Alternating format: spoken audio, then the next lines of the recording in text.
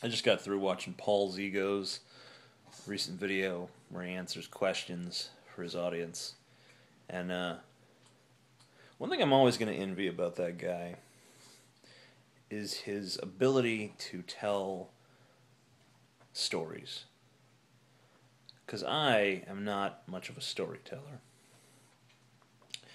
He said once that he's a very past-minded person. He's always looking back at his life and evaluating things and looking at it and flipping it around and looking at it from new directions, trying to, I don't know, uncover some sort of truth about himself. Something. I don't know. I don't understand it. It's not me. I barely think about the past at all. And when I do, it's about the major, big events of the past. And even then, it's very sparingly. I think about the future a lot. I think about the present a lot. Not so much about the past. Not very interesting to me. Never seen the merit in looking backwards, in thinking about what's already passed, because I can't affect that. I suppose I should pay it more mind simply because I could learn lessons from it and things of that nature.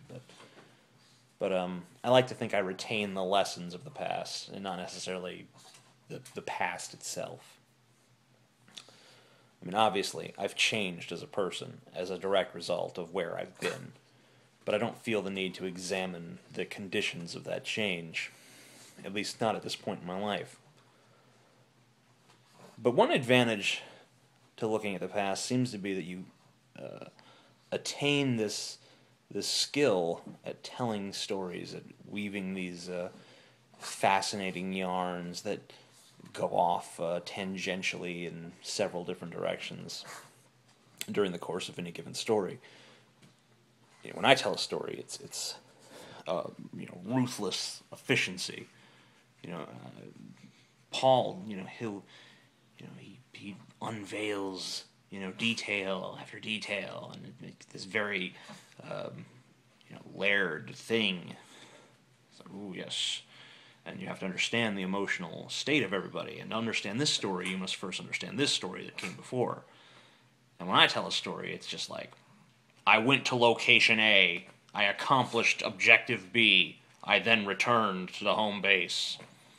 And that's kind of how I tell a story. And, people are just like, oh, that's all right, cool. So I'm not much of a storyteller. And I kind of regret that. A little bit. Just a little. Okay, a lot. But yeah, I do.